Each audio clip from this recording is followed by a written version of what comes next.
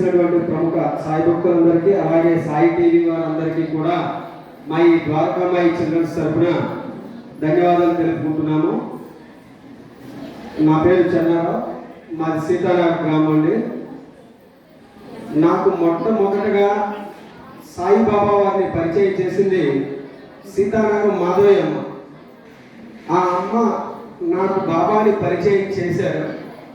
తరువాత ఆ బాబా యొక్క లీలలు ఆ మకరందాన్ని రుచి చూపించింది మాత్రం అంకిత సాయి భక్తులు పూజ్యులు శ్రీ పద్మనాభరెడ్డి గారు. మన మాధవమ్మ గారికి మరియు అలాగే పద్మనాభరెడ్డి సాయి వారికి కూడా మా ఆజన్మాంతం కూడా రుణపడి ఉంటారని తెలియజెప్పుకుంటున్నాను. మరి నేను సాయి అనే పదాన్ని వినడము, సాయిబాబాని చూడటము గత 15-16 సంవత్సరాల నుంచి జరుగుతుంది. నా డ్యూటీ ఏం ఏర్పరిచారంటే సాయి తాత ఎక్కడ చూసి సేవ చేసుకుంటూ పోవడమే. ఎక్కడ వేడుక జరిగినా కానీ కూడా సత్సంగం జరుగుతున్నప్పుడు నా చెవులు పడనివ్వాల. అక్కడ జరిగే కార్యక్రమాల్లోనే నన్ను సేవకుడిగా వినియోగించుకున్నాను. తర్వాత గత సంవత్సరం మే నెల 16, 2024 తేదీన సాయి బాబా వారి ఆశీస్సులతో నీకు సత్సంగం అవసరం అని నన్ను సత్సంగంలోకి తిప్పడం జరిగింది. ఈ సాయి సచరిత్ర అనే అమృత పాఠాగారాన్ని ఆ రోజు నుండి నా జీవితంలో నేను ఆస్వాదించడం జరిగింది.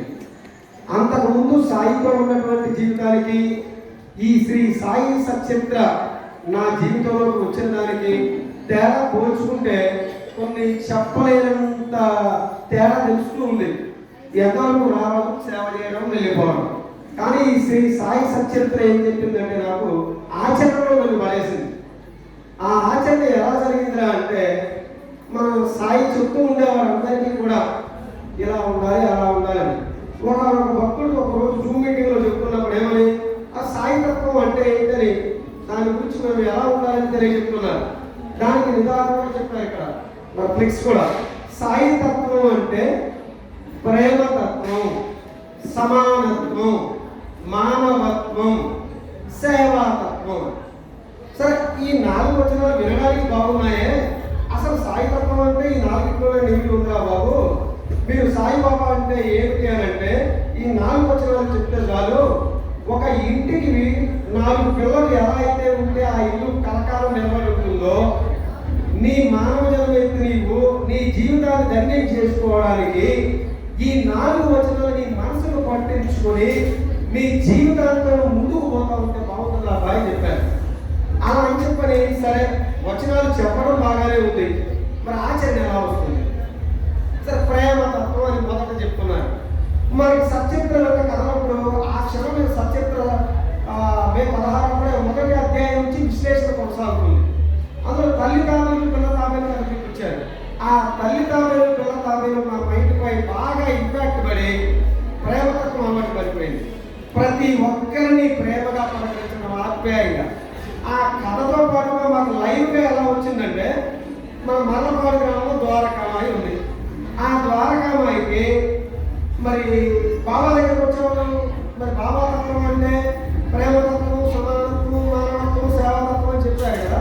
మరి ఆచరణ కొనసాగుతుందా అని అనుకోవడానికి అక్కడికి ధనికుడు వస్తాడు, పేదవాడు వస్తాడు, మిడిల్ క్లాస్ వాడు వస్తాడు, రకరకాల మనుషులు వస్తారు. అందరినీ కూడా సమానమైన ప్రేమ దొరుకుతున్నారు. అక్కడ లైవ్గా దాన్ని కూడా చూశాను. ఈ తల్లి తాబేలు కదా సాయి చూపించేటటువంటి ఆ ప్రేమ రెండు మనసు మీద పడి ప్రతి ఒక్కరితో అక్క, పిన్ని, బాబాయ్, చెల్లి, అన్న, తమ్ముడు అంటూ ప్రేమగా వాళ్ళతో పలకరిస్తూ వాళ్ళ కుటుంబంలో ఒకలా అయిపోయి ఉంటే ద్వేషించేవాడు ఎవరు లేకుండా పోయాడు. ఓహో, ఇది ప్రేమతత్వం అని సాయి తత్వానికి ప్రేమతత్వం బాగా ఇంపాక్ట్ పడింది. మరి మానవత్వం అంటే ఎట్లా అని చెప్పి అన్నారు. మరి అదే ద్వారకామాయిలో ఎవరన్నా బాధ వచ్చారనుకో, మేమున్నామని చెప్పి చిల్డ్రన్స్ అందరూ సపోర్ట్ ఇస్తారు. ఇబ్బందులు ఉన్నాయనుకో మాట ద్వారా చెప్తాం. అలాగే ఇంకా ఏమన్నా హెల్త్ ఇష్యూస్ ఆమెకు వచ్చాయనుకో మా అందరి చేత ద్వారకామాయి పెట్టాలి, అందరి చేత ద్వారకామాయి పెట్టాలంటే మీరు కూడా ఉన్నారండి అందులో. ఒక ఈ ద్వారకామాయి పెట్టాలి, మనమందరం ద్వారకామాయి పెట్టాలని బాబా చెప్పారు కదా. మనమందరంలో బాబా ఉన్నాడు, మనం కూడా ఉన్నాం. మరి ఈ ద్వారకామాయి చిల్డ్రన్స్ అందరం కూడా సాయి రక్ష అనే ఒక ఏర్పాటు చేసి వాళ్ళందరికీ కూడా అక్కడి నుంచి వారికి మన సహాయ సహకారాలు అందిస్తూ మానవత్వాన్ని చాటుకున్నారు అక్కడ. మరి ఇంకో చెప్పిన తర్వాత సమానత్వం అని చెప్పినాను. సమానత్వం ఎలా అనేది నేను చెప్పాను కదా, అన్ని రకాల కుల మత పేద ధనిక పేద అందరూ వస్తారు, అందరూ కూడా ఈక్వల్ ప్రయారిటీ ఉంటుంది అక్కడ. వెళ్తాడు, పెట్టుకుంటాడు, తింటాడు, చూస్తాడు, సేవ చేసుకుంటాడు, బాబా అంటాడు. ఆ సాయి అక్కడ ఉన్నటువంటి పద్మనాభుడి సాయి చిన్నవారితో అయినా అదే పలకరింపు, ప్రేమ, ఆప్యాయత, పెద్దవాడైనా అదే, బెంచ్ కారులో దిగినా అదే, సైకిల్ వేసుకొచ్చినా అదే, స్కూటర్ వచ్చినా అదే, ఆటోకి వచ్చినా అదే, అందరినీ కూడా ఈక్వల్ ప్రయారిటీ నేర్పించారు కదా. అక్కడ మళ్ళీ మాకు సమానత్వం ఏర్పడిపోయింది. ఇంకా సేవాతత్వం అంటారా, అసలు మళ్ళీ సాయి చెప్పిన విషయాలు ఒకటే. నీవు ఎప్పుడైతే నిష్కామంగా, అంటే మనం ఈ సేవ చేస్తే మనకి ఏదైనా వస్తుందని ఆశిస్తాం కదా, అలా ఎప్పుడైతే నీవు నిష్కామంగా ఏది ఆశించకుండా చేస్తారో, ఈ ద్వారకామాయి బిడ్డలందరూ కూడా ప్రస్తుతం అది విత్తనం నాటడం లాంటిది. ఆ విత్తనం నాటిన తర్వాత కొంతకాలానికి అదేమైపోతుంది, చెట్టు అయ్యి పూలు పూసి పండ్లు కాసి అవి మళ్ళీ నీకు నీ కుటుంబానికి ఉపయోగపడతారా బాబు. ఎప్పుడైతే నువ్వు ఏ సేవ అయినా కానీ కూడా ఏమీ ఆశించక నిష్కామంగా చేస్తావో, నీకు నీ కుటుంబానికి నీ వారసులందరికీ కూడా తాత్కాలిక పుణ్యం కాకుండా శాశ్వత పుణ్యం వస్తుందిరా అని చెప్పారు. శాశ్వత పుణ్యం అంటే అది లైఫ్ లాంగ్ నాకు వస్తుంది, నా బిడ్డకు వస్తుంది, ఆ బిడ్డకు వస్తుంది, ఆ బిడ్డకి అందరికీ వస్తుంది. అది ఎలా చేయమని చెప్పారు, నిష్కామంగా ఏమీ ఆచరింపజేయకుండా. మరి ఇదంతా కూడా మాకు ఎలా వచ్చిందిరా అంటే, గత మే నెల 16 నుంచి నవంబర్ 23, 18 నెలల 7 రోజుల కాలంలో నేను విన్నటువంటి సాయి కథా శ్రవణం, సాయి సత్యత్ర యొక్క ఇంపాక్ట్ నా జీవితం మీద పడి ఇంకా చాలా చాలా అనుభవాలు ఉన్నాయి. కానీ సమయం తక్కువగా ఉండటం వల్ల ముగింపు చేస్తున్నాను.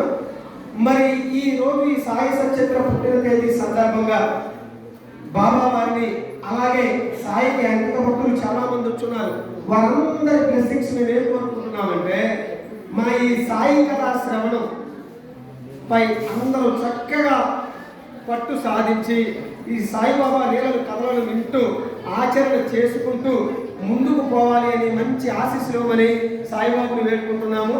అలాగే మా అందరి చేత ఇంత చక్కటి సేవ చేస్తూ ప్రేమ ఎలా ఉండాలని చేయాలని మా జీవితాలకి మంచి ధైర్యాన్ని చెప్తూ మాకున్నటువంటి పూజలేని పద్మనాభుడి సాయి కూడా చక్కటి ఆధ్యాత్మిక స్థితి చక్కగా ఉండాలి, వారు మంచిగా మాకు చక్కటి బోధన చేస్తూ మమ్మల్ని అందరినీ ముందుకు తీసుకువెళ్ళాలని ఈ సభాపూర్వకంగా వేడుకుంటూ జై సాయిరామ్.